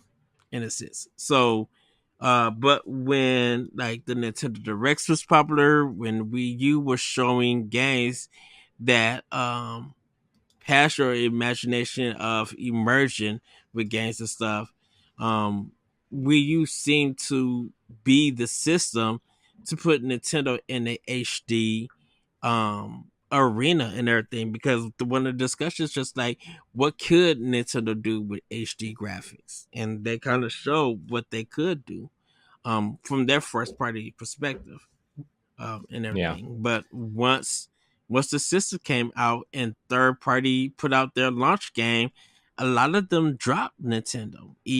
Look at EA. EA probably put out, I think, what, 3 or 4 games for Wii U, and they dropped them with the quickness. They didn't even give the system time out of the time that it was out to like really breathe and sell games on it, because they felt like they were going to be making their money on the other consoles. Um, so we didn't get games like Tomb Raider. Um, we didn't get Grand Theft Auto. We didn't get like these a lot of teen and mature games because they felt like it wouldn't sell on the console with it. Mm-hmm. So the only games that were really selling and kind of making money was Nintendo first party games. And like Iwata made sure that, you know, you was gonna get uh the best games from them. Yeah. Yeah, I mean, we always talk about how the Switch or the Wii U was kind of the proto Switch, is a term that I've been seeing thrown around recently. Mm-hmm. Because that's we haven't been saying that for 5 or 6 or 7 years, right? They just got it Right. backwards, you know, and you know, obviously the Wii was or the Wii U was trying to take advantage of the second screen experience that people were trying to make happen. You know, they and Nintendo was so good at the DS and the 3DS stuff that like they had a idea there that they tried to bring it into the home console too, and it just wasn't happening. Right, it just didn't happen the way they wanted it to. Yeah. And also Nintendo's consoles are also underpowered in comparison to the other consoles, and it coming out at the end, you know, it being as powerful as the consoles that were already out that were coming to an end with the other consoles on their way in, right? Like the Xbox One and the PS4. Yeah. You could already tell that Nintendo wasn't going to get the same games because of the power difference. And it was also like the bad messaging at the beginning versus the tablet looking like a toy, like a kid's toy instead of a sleek piece of technology that the Switch looks like. And you know, even if you want to play it just on the tablet, right? Like the distance you have to be away from the console is so Limited. short, right? Like there was a time there were people making jokes, but like you would be sitting on your couch like 15 feet away from your TV, 12 feet away, and you couldn't even get it. So to play, and that was not ideal. So you know, they went back to the drawing board and swapped it, and they're like, okay, what didn't work with the Wii U? Okay, there's 800 cables that you have to plug in. Let's eliminate that. There are, you know, there's the second screen experience not working. Get rid of that. The messaging needs to be clear. Okay, switch, right? That is a clear message of what the console is. Okay, great. They when they revealed it, they did the clear messaging of put it in the dock to play on the TV, take it out of the dock, take it with you. Here's how the controller works in a, you know, in that weird kind of controller dock where you put the Joy-Cons in it, or we have a pro controller that we're going to sell. You know, they made the messaging super clear, and that really helped put this thing on the right foot. Plus, like having a strong launch lineup, which a lot of those were delayed. You know, I mean, Mario was delayed. I think Xenoblade was delayed. You know, most of the first party games that came out that year were delayed for the console. Zelda was delayed for the console launch. They put it on Wii U because they promised it on Wii U. Right. I think you know, I mean, it technically also runs about like what 6 months or something to port it to Switch. Some 6 or 8 months or something when they decided to, you know, move it to that console, which it still technically runs better on the Wii U if anybody cares. But it also only runs at it runs at 900p on the Switch and 720p on the Wii U or something weird like that. But you know, Mario Odyssey was delayed. What other first party games? Arms I think was supposed to be a Switch game. That feels like a Switch game. Splatoon 2 is really like Splatoon 1.5, right? I mean, the campaign is almost identical. There's a lot of the same maps. I mean, they added some new weapons and some new clothes and gear and stuff, but like, you know, it was essentially Splatoon 1.5. I mean, the final boss is even the same, right? So, What But I else think came out that's that first? that's when they was like changing teams and directors and stuff. Yeah, Cause sure. like the other two guys, they didn't work on Splatoon two or three. Right, but I think. what they came out strong with a bunch of great multiplayer games, a great launch Mm-hmm. game, with Zelda and a Mario in the same year. Xenoblade 2 is arguably the turning point for the series, you could say, of like, man, this series starting to get popular. Um and Mario and Rabbids was a nice surprise. I know technically Ubisoft, but whatever.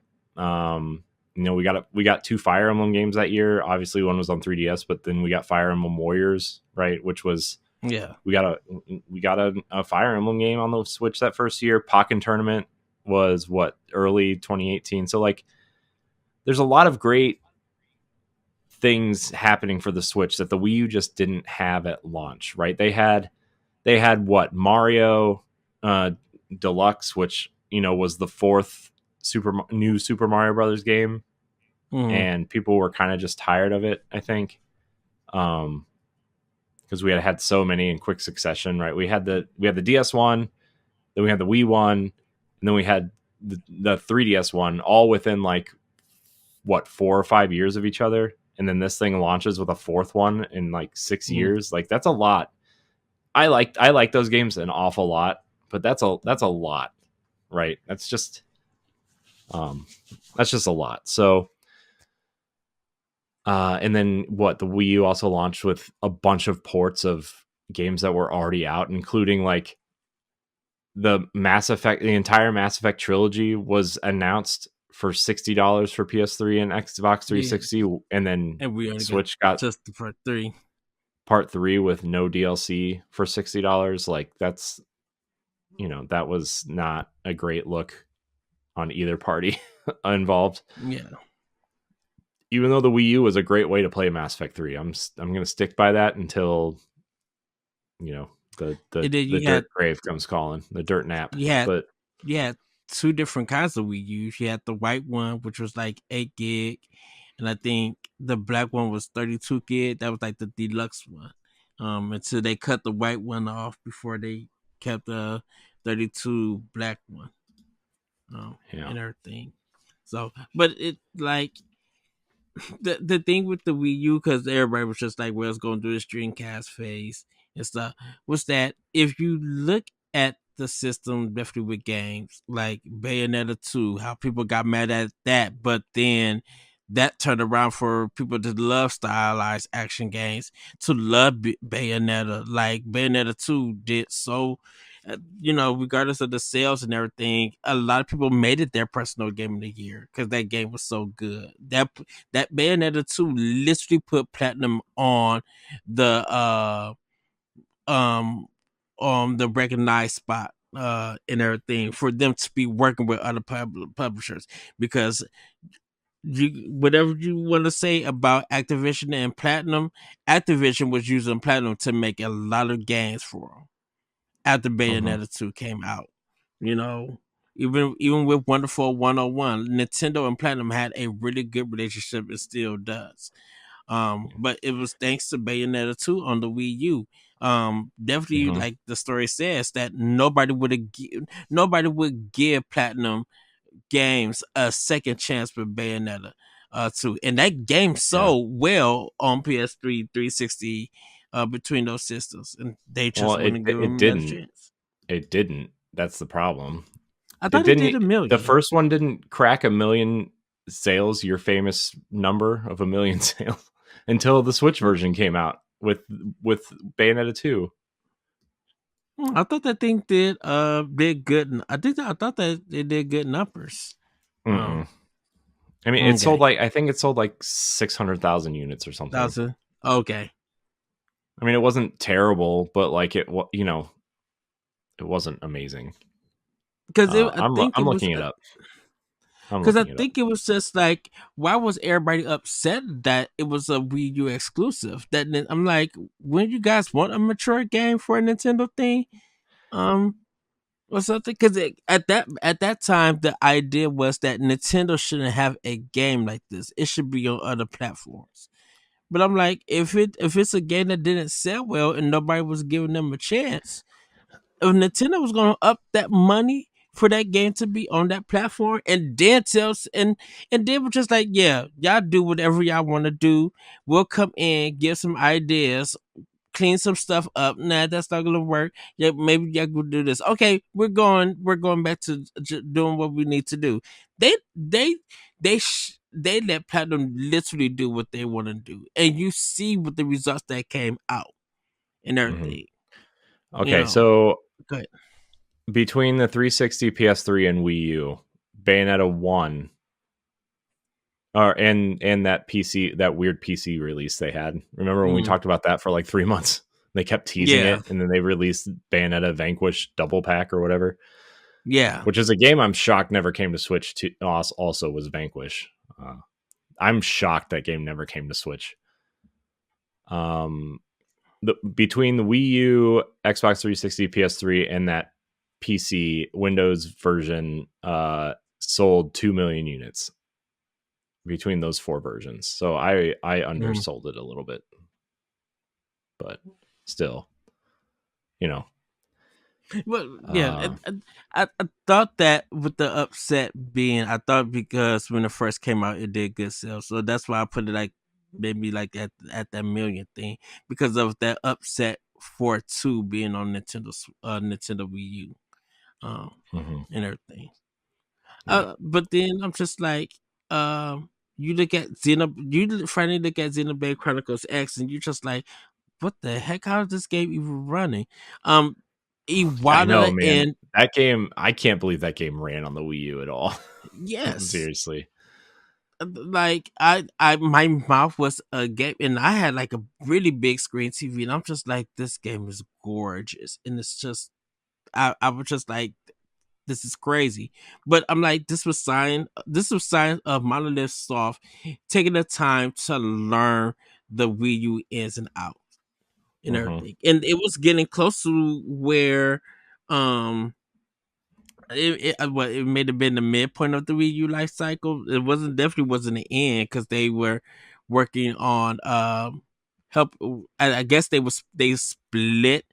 They were working on Zelda and Xenoblade Chronicles 2 is my assumption, I think. Well, they have Um four. They have four teams, right? So mm, two of them are like, well, one of them was like the Zelda terrain creation. Well, one of them is like, one of the teams just specializes in environments, right? Which is why Xenoblade 3 looks amazing, and why Zelda looks like it does. Uh, and then one is the Xenoblade team, and one of them is just a straight up asset creation team, I think. yeah. Um, and then I guess one of the teams handles ports apparently because they ported those games over. So I'm not 100% sure how much that works. But and then we got. I mean, keeping on the RPG train here. I mean, I feel like we don't talk about this game enough, but Tokyo Mirage Sessions, Yeah. right? The one of the if you like Persona and Metaphor and Shin Megami Tensei, you should be playing Tokyo Mirage Sessions. Like, That go watch it's that basically first trailer. yeah, it's basically Persona, but instead of like the personas that you collect or whatever, you're playing that you have Fire Emblem characters as your Yeah. personas. So, oh man, that game Yeah. is so good. Man, remember And it, remember when it came to Switch and we were so excited and just like, oh my gosh, this is amazing. yes. I don't even know if that the Switch version sold very well either, though, which is kind of It it disappointing considering it how it big did it. Atlas is right now. It did it sell very well, which I think Atlas at the time, because Atlas wasn't bought by Sega yet. Atlas at the time still was doing the limited number kind of thing, but it was just like giving it a second chance, um, for it. And I was just like, people should know that this game is gonna be hard. They're gonna jack up the price when people actually will want it, unless they're gonna get the digital version and don't care. But I'm just like, yeah. Um, Yeah. like Xenoblade. I'm sorry. But yeah, that game was just like I had to have it just from the fresh trailer, and even with that fresh trailer, it changed over time and everything. Hmm. With it, but I'm like, then the big moment for Wii U, was Smash Brothers for Wii U and 3DS. Seeing that Reggie and Iwata fight at the E3 Nintendo Direct, Hmm. not only was that thing memorable, dude, the DLC that came to it, like instantly when Ryu was first revealed, coming to as DLC to that game, the eShop broke Hmm. for a Well, day I or mean, two. I think that was just Nintendo's online just not being very good. But I mean, probably no, I'm so, but just I'm just yeah. like I'm just like I'm gonna be late for church because that's when they were showing like the announcement for Ryu like on a Sunday. It's just Hmm. like I'm gonna be late for church because I need to watch this. And Yeah. everything. Uh, but I'm just like that was a big moment. You know, Twilight Princess and Windworker HD. This is when they was getting to like the just the remaster thing. Bit they weren't doing the remakes and stuff. But then you had like the Mario parties, the NES remix stuff. Um, you had the I'm not Blackwater.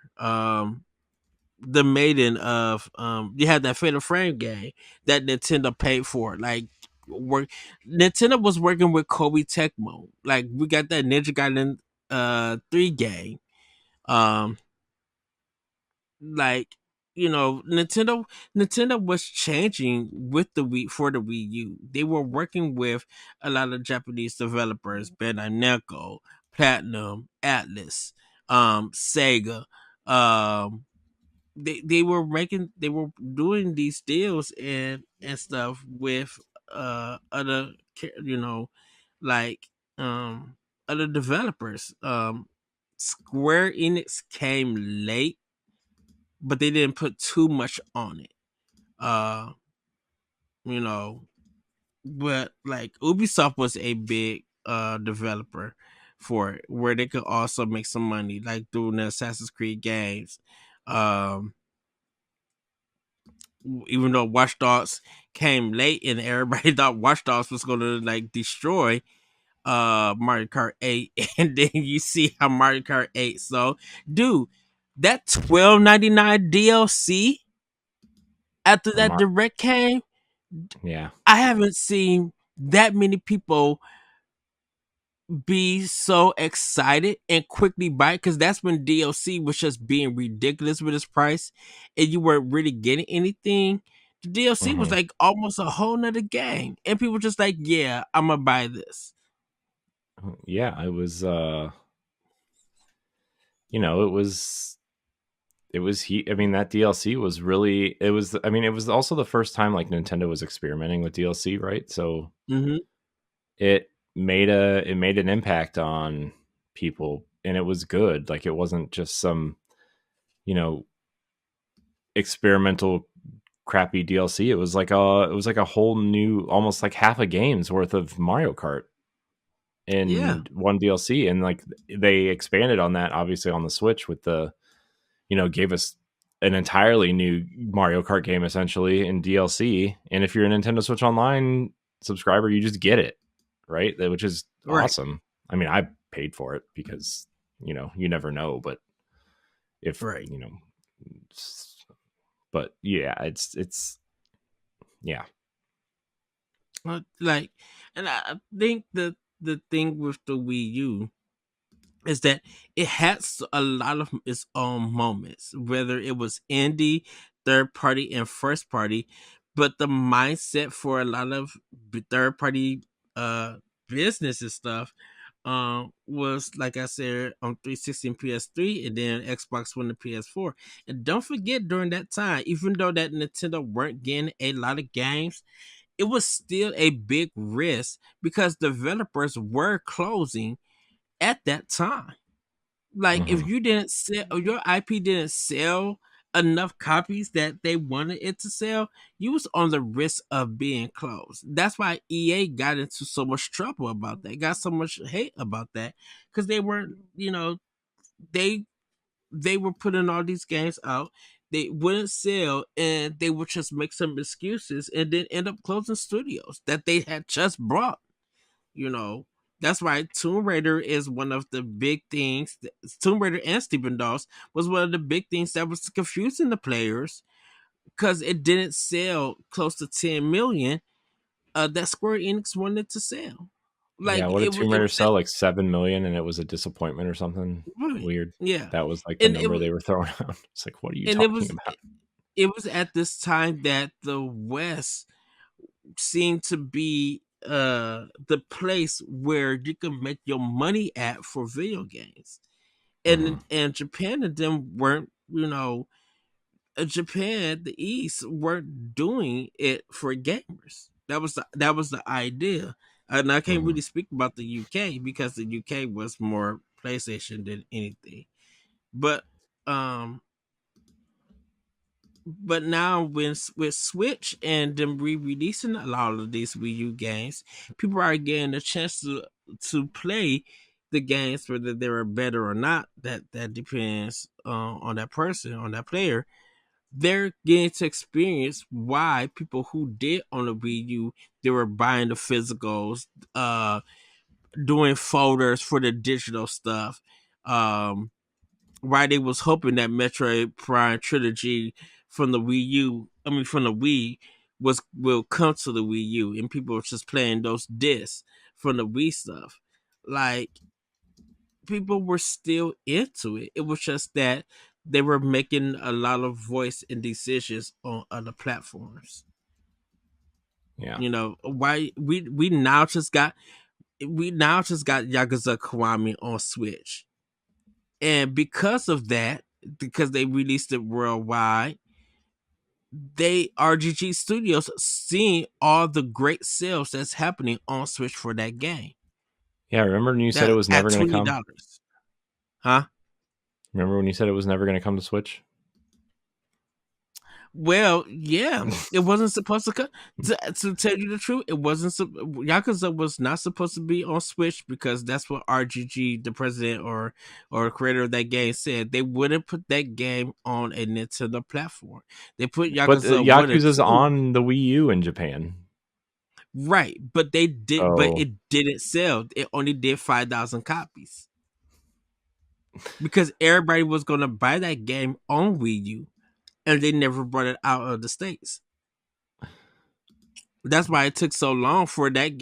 It took so long for um the Yakuza game to even be on Xbox and be on Nintendo platform. Like I think well, Yakuza didn't come Sarah Bond's love of to Sega, got got Xbox over the hump with that one, right right? I mean, because Yakuza, you know, yeah, Yakuza was a PlayStation game, and I, to be honest with you, I don't know how well that it sold. And I mean, it sold to get enough sequels, but yeah. there's never been a discussion about numbers for that game. Hmm. Yeah. You know, and Yeah. with Yakuza coming out the Switch, it's late, but we're happy to see it. And they told them like, if you bring it to a Nintendo console, people are going to buy it, but bring it out everywhere. Don't just bring Yeah. it into Japan because it seems that it's not I don't know if it's not a big seller in Japan, but if you bring it around the world, it's guaranteed to get you more sales. Yeah. I mean, No, Yakuza has kind of turned into this massive giant that yeah, I don't think anybody can understand. Not, I mean, that's not a bad thing. I'm just, saying it's become this thing that it it's a it phenomenon. has the Monster Hunter effect. Monster Hmm. Hunter was not popular at all. Um, Yeah. and then Monster Hunter 4 hit 3DS along with Fire Emblem. I think it's Fates. Was it Fates? Or was it? No, it wasn't Awakening. Was it Shadows of Valencia? It may be. It hit Because there that was like it February. was that Monster Hunter 4 Ultimate, right? Or Monster Hunter Generations. Which one was it? I The think it was last one on Ultimate 3DS. because I think it was Ultimate, Ultimate Ron, 4, or it was Monster Hunter 4 because they had that Ron. 3DS. They had that 3DS Monster Hunter, and then they had that 3DS Fire Emblem because they both dropped like in February, like a week after each other, and everything. Yeah, Like Monster Hunter 4 on 3DS made that series popular and yeah, everything. But like Monster Hunter Ultimate 3 Ultimate on Wii U, it was a digital game. It's just like Capcom was putting a game on a Monster Hunter game on a Nintendo console. hmm Wow, as what it is. It didn't sell well, but it was just like, hey, we're trying something. hmm We're gonna see test the waters and shoot. As much as people, I love Monster Hunter World and the other Monster Hunter games. Um, but to see that they put on Monster Hunter Rise on Switch before they brought it before everybody else, and it did buku numbers. Yeah, yeah. but this is more about Wii U. I'm like, Wii U have bangers. It have great games. Clearly, I mean, they It's ported just the entire console to Switch almost. What games are left? Seriously, what games are left? The two Zelda games, Star Fox, Yoshi's Woolly World. Even though we got Crafted World, so it's like Breath of the we World. got a sequel Uh, technically. the NES remix. But we got NES World Championship. So I'm trying to think of games that like aren't there, right? Um, Because I mean that don't have like equivalents. I guess Kirby and the Rainbow Curse was a different type of yeah, Kirby game than the ones that we've gotten on Switch, right? Like that game yeah. was really cool. I know there's a big joke between the hosts of this show, right? Not this show, but in Boss Rush that Kirby sucks. But like that game was legitimately really great. Yeah, The art style is that use great. that The use of the claymation. second Oh, the use of the gamepad was great. It was awesome. I loved that game. Um, I'm trying to think of what else we didn't get. uh, you The did say weird Star Sonic Fox exclusives, Zero. right? Yeah, yeah. Yeah, yeah. Some of the Sonic games are not on Switch Well, or any Nintendo other Life has an platform. extensive list of hold on. Wii U games not on Switch. Nintendo Life. But Because Wonderful 101 didn't come to Switch; it went to the other platforms. let's see. Zombie U, Zombie U Let's didn't come, but yeah, that's but Ubisoft. Zombie ended up coming to the other consoles and sold like garbage, so probably not coming to Switch. All right, so Yeah. here is the comprehensive list from Nintendo Life of Switch games, the Wii U games that haven't come to Switch yet. Okay, and they just updated it, so it says one more down, and they crossed off Xenoblade Chronicles X. So Mm-hmm. Star Fox Zero, NEX Remix Pack, which you could say NES World Championships kind of crosses that out. Paper Mario Color Splash, which we've gotten to Paper Mario's. Want that so bad to come to Switch. Yoshi's Woolly World, which we've got Yoshi's Crafted World, I guess. Right. But Woolly World is another great Great game. experience. Twilight Great music in that Princess, game too.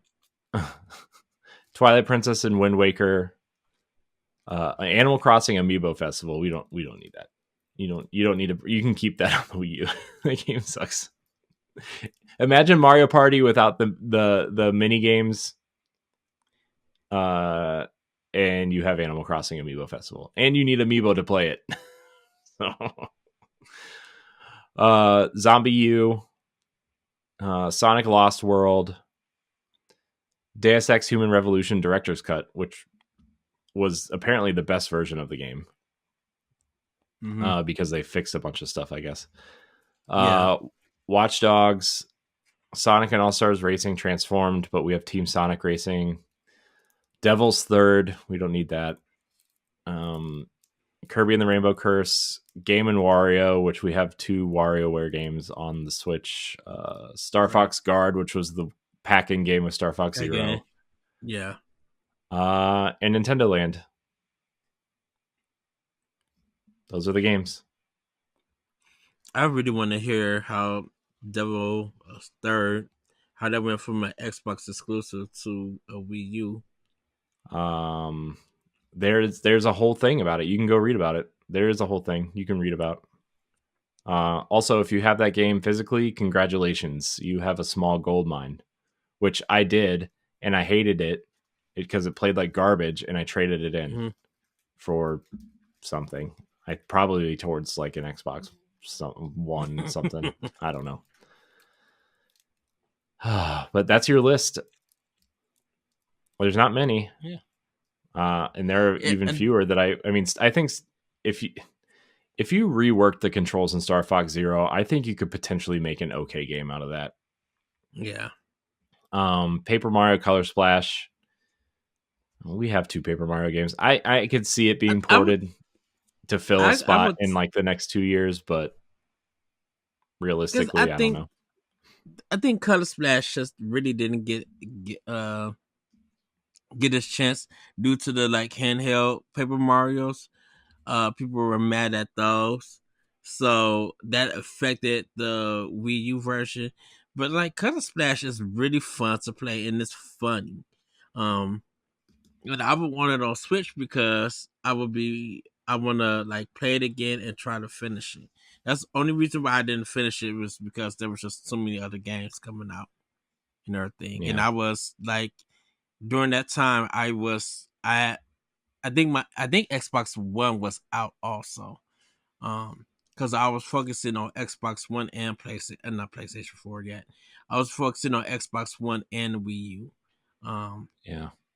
Because once Ori and Ori dropped, and Rise of the Tomb Raider was coming out that November, and it was an Xbox exclusive, and I'm just like, oh, I gotta have Rise. Yeah. Well, that's that, I guess. Mm-hmm. So, yeah, and I would just say, like, before we go, Corey, I was like, I definitely would just say, go watch the Nintendo Directs. Go watch some of the gameplays of the first party Nintendo games and even some of the indie games, which once PlayStation and Xbox kind of gave up on indies, they moved all the games to Nintendo, and that helped build the Switch indie scene, and everything. Yeah. Huh. All right, Ed. I guess we should probably move into Pack Watch, huh? Yes, Pack Watch. I hope we answered everybody's questions about the Wii U. I love the Wii U. It has its issues. The games load super slow, right? And the menu load super slow. The online stuff was not very good. The gamepad feels like a child's toy, but I spent a lot of time on the Wii U. I played a lot of third-party games there, right? I mean, yeah, sure, for this show, but also like I put like 60 something hours into Black Flag on that console. I beat Assassin's Creed 3 on that console. I played the Batman games on that console. I played Watch Dogs and Splinter Cell on that console. I played Mass Effect 3 the second time on that console. I played a lot of third-party games on that console, even though some of them, I played Call of Duty Black Ops 2 on that console and Ghosts. I played 2 Call of Duty games on the Wii U. And they said Black Ops 2 was really good on Wii U. Ghosts, on the other hand, well, that was kind of average all around. So Ghost wasn't very good. Anyway, it starts off in space and you're shooting a gun in space. So wasn't that game like only 5? That campaign was like only 5 hours.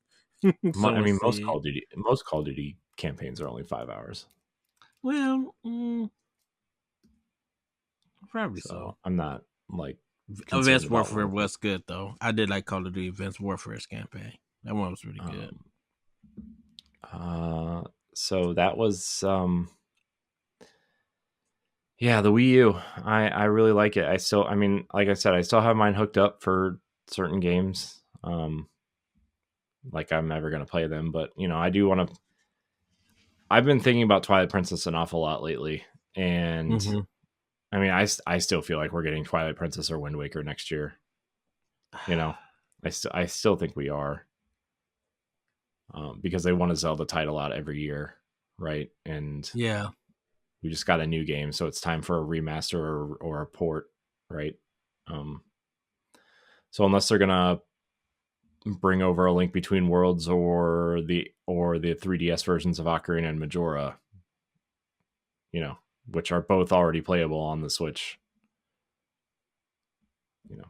time to bring them boys over. yes. All right, let's talk about Pack Watch.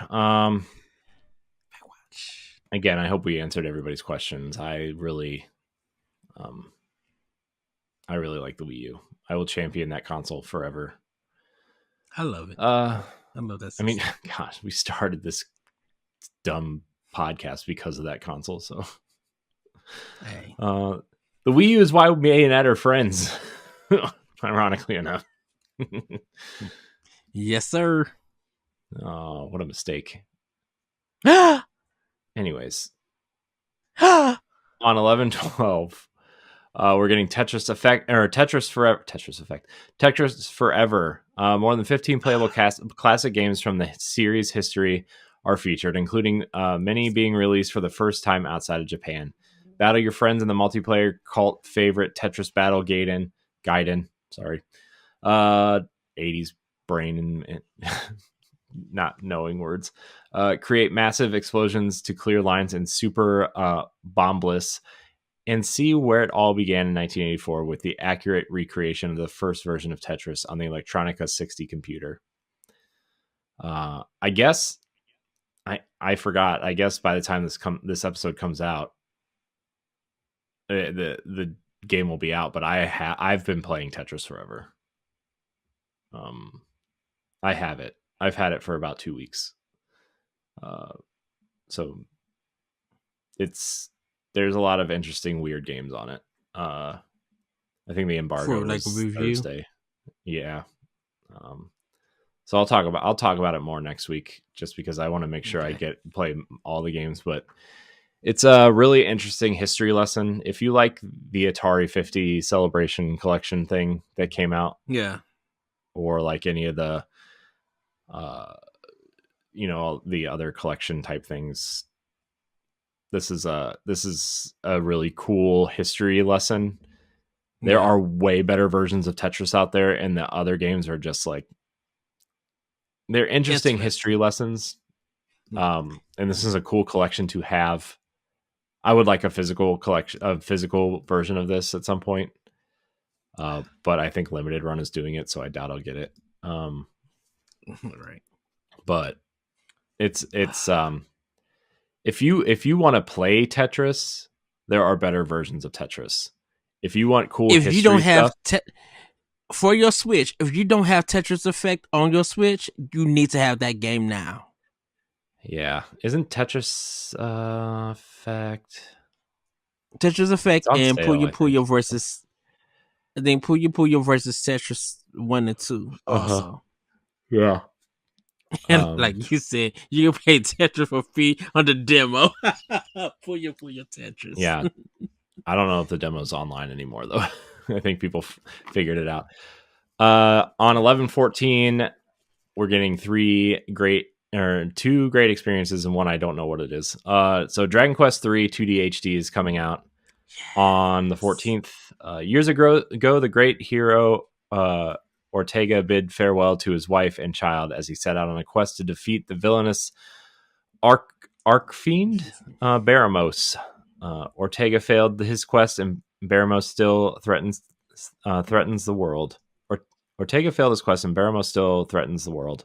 Now, on their 16th birthday, Ortega's only child is summoned by the king of Aliahan and entrusts with a mission of the highest import to take on Ortega's quest, vanquish Baramos, and save the world.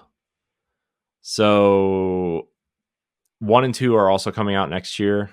This is a trilogy of games, right? Theoretically, technically. And 3 is the kind of first one in this trilogy. So that's why it's coming out first. I want this really bad, but there are 3 other games coming out in November. 1 I just bought, and 2 other ones that I have prioritized over this, which are Lego Horizon Adventures, which also is coming out on the 14th, and the physical version of Marvel vs. Capcom collection is coming out this month too. I'm waiting. Got that pre-ordered at Best Buy. I believe I got to check my account just to make sure, but I should have enough to pick up Dragon Quest and Lego Horizon this week. Yeah, so that's kind of where I'm at right now on that. It's I kind of am, man, I don't know. I feel like I should get Dragon Quest instead of Horizon, but I would say do Horizon then Dragon Quest, because Dragon Quest is a long game. So I'm not worried about that. I'm worried about the physical copies being sold out in print or not in print. Yeah. So yeah. So anyways, Lego Horizon Adventures is coming out on the 14th. Journey to a distant future where the land is made of Lego bricks and lush nature has reclaimed the earth. Meet the Nora tribe who live in the settlement of Mother's Heart and catch your first glimpse of an incredible dinosaur-like machines that roam the forests, mountains, and deserts that stretch beyond the village walls. The Lego adventure of a lifetime. Join Hunter Aloy as she battles to save the earth from the ancient digital demon and a gang of sun worshippers who want to live in a world without shade so they can soak up the rays while everything burns.